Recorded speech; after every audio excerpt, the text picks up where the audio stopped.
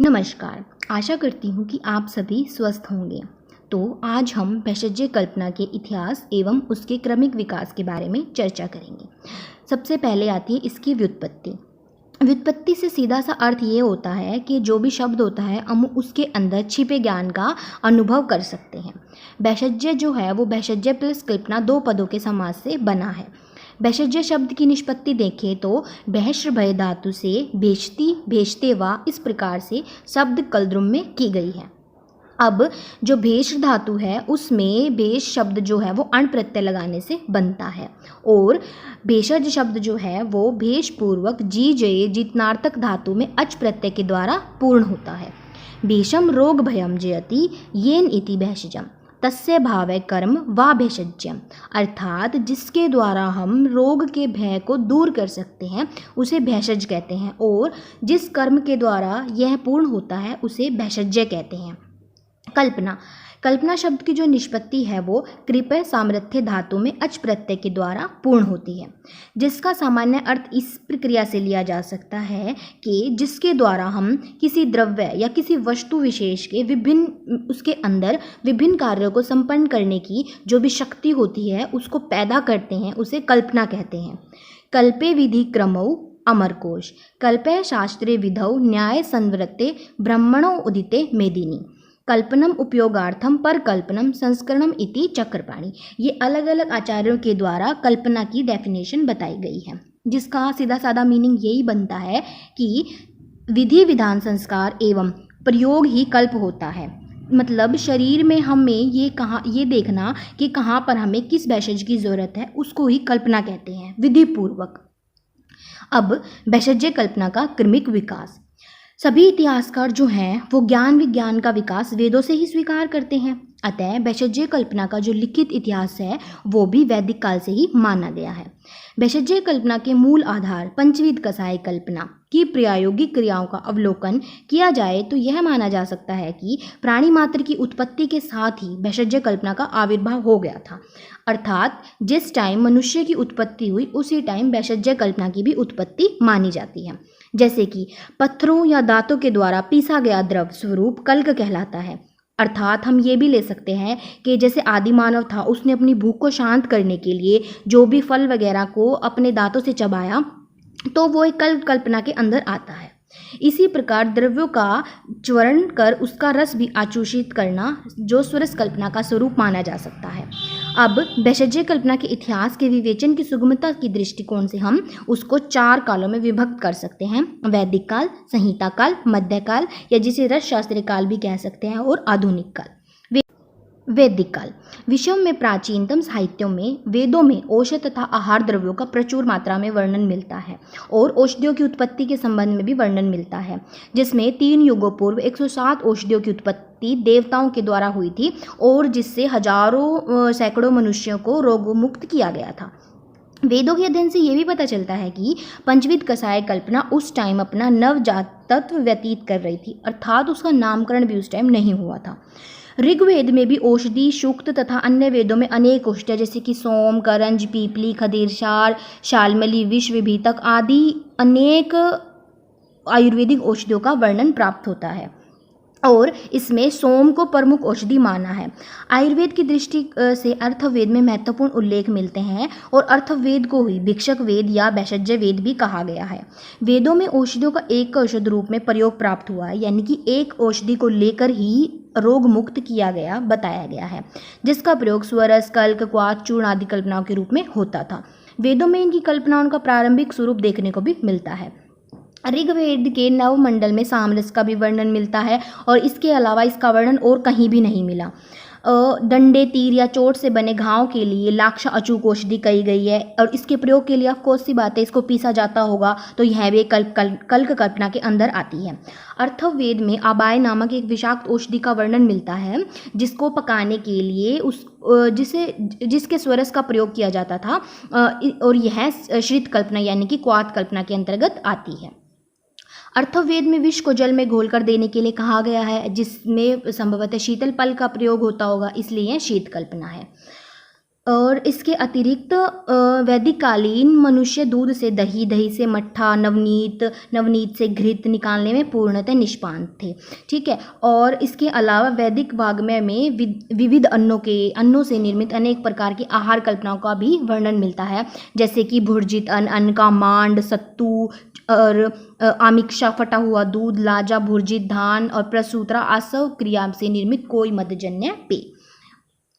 वैदिक काल जो है वो वैशज्य कल्पना का प्रारंभिक काल था।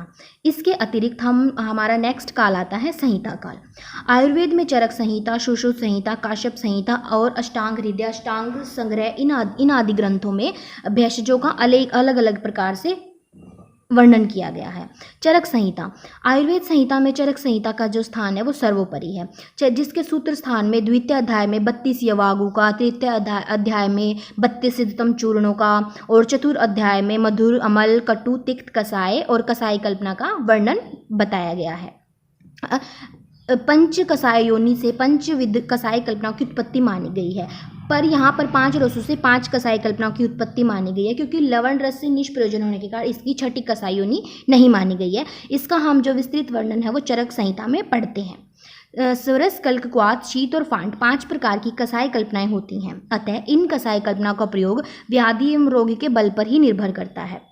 इसके अतिरिक्त मौलिक कल्पनाओं के अतिरिक्त जो 5 कल्पनाएं हैं, इनके अतिरिक्त अंजन, अवले, अणु, तेल, उष्णोदक, कर्णपुर, पूर्ण, कवल, शार, शीरपाक, गंडूश, घृतपाक, चूर्ण, तर्पण, इन आदि का भी वर्णन मिलता है।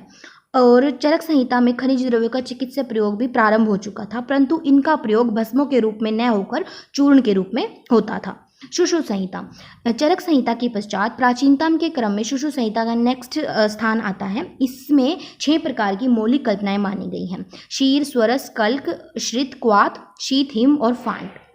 इन 6 कल्पनाओं को सुश्रुत ने मौलिक कल्पनाएं माना है, और लेकिन शीर कल्पना का स्वरस में ही समावेश हो जाने से छठी कल्पना मानना उचित नहीं है, जो कि सुश्रुत ने माना था। इन कल्पनाओं के अतिरिक्त सुश्रुत संहिता में अंजन, अकृत, यूष, इन सब का भी आदि का भी वर्णन मिलता है। और सुश्रुत संहिता के चिकित्सा स्थान के चतुर्थ अध्याय में वात रोगों में शतपाकी या सहस्त्रपाकी कल्पना एवं लवण कल्पों का प्रयोग भी बताया गया है। इसके अतिरिक्त गुगलु कल्प, अस्कृतिक कल्पना, मसी कल्पना, शारसूत्र कल्पना का सर्वप्रथम वर्णन यहाँ मिलता है। काश्यप संहिता ने भी चूर्ण, शीत, स्वरस, फांट, अभिशव, कल्क और क्वाथ इन 7 कल्पनाओं को माना है, जिसमें पूर्ण एवं अभिशव कल्पनाओं का पंचविध कसाई कल्पना में समावेश हो जाता है। अतः हम फाइनल यही निष्कर्ष निकालते हैं कि जो पंचविध कसाई कल्पना है वो चरक उक्त ही है, उनको ही मौलिक माना गया है। अष्टांग संग्रह में, अष्टांग हृदय में देखें तो वाग्भट द्वारा रचित इन दोनों ग्रंथों में पंचविध कसाई कल्पना को ही मौलिक कल्पनाएं माना है, अर्थात दोनों ही ग्रंथों में स्वरस, कल्क, क्वाथ, हिम और फांट इन पंचविध कसाई कल्पनाओं का उल्लेख मिलता है।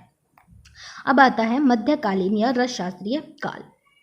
संहिता काल के पश्चात रस आचार्य नागार्जुन द्वितीय ने अपने ग्रंथों रसेंद्र मंगल, रस रत्नाकर, कक्षपुट आदि में खनिजों पर अनेक धातुवादात्मक क्रियाओं का वर्णन किया है। इस काल में खनिज द्रव्यों की भेषज कल्पना का विकास हुआ, जिसमें खनिज द्रव्यों का शोधन, मारण, सत्वपातन, द्रुति, सत्व भस्म, रस सिंदूर आदि कुपीपक रसायनों का निर्माण प्रारंभ हो गया था। यानी कि ये जो काल था ये रस शास्त्रीय काल माना गया है, जिसमें रस शास्त्र को उसके महत्वपूर्ण जैसे कि कुपीपक रसायन आदि इन सब का उद्भव हुआ था, मिले थे।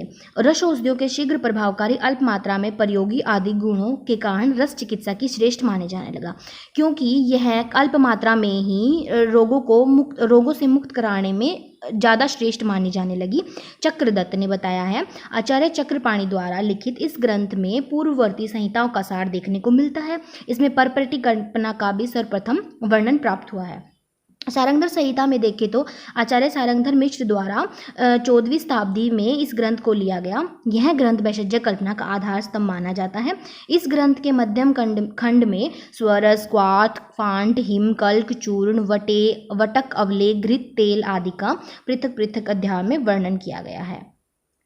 इसके बाद आता है आधुनिक काल। 16वीं शताब्दी के पश्चात आधुनिक काल माना जाता है। इस काल में भाव प्रकाश, योग रत्नाकर, भैषज्य रत्नावली, रस तंत्रसार एवं सिद्ध प्रयोग संग्रह, भारत भैषज्य रत्नाकर, आयुर्वेद सार संग्रह आदि जो ग्रंथ हैं वो सभी लिखे गए। इन सभी ग्रंथों में चूर्ण, क्वाथ, आसव, अरिष्ट, घृत, तैल, अवले आदि पूर्ववर्ती सभी कल्पनाएं उल्लिखित है। आयुर्वेद सार संग्रह, रस तंत्रसार एवं सिद्ध प्रयोग संग्रह में कल्पना विशक वर्णन किया गया है। भारतीय आयुर्वेद योग संग्रह यानी कि Ayurvedic formulary of India AFI Bharat सरकार द्वारा प्रकाशित एक ग्रंथ है जिसमें सभी कल्पनाओं के अनुसार जो भी उनके प्रधान योग हैं उनका वर्णन किया गया है और जिसको अंग्रेजी और हिंदी दोनों भाषाओं में लिखा गया है।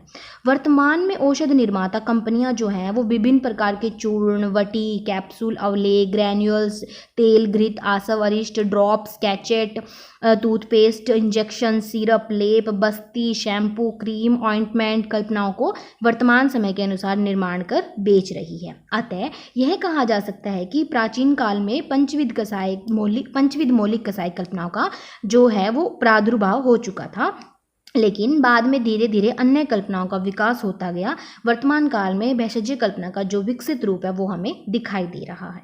धन्यवाद।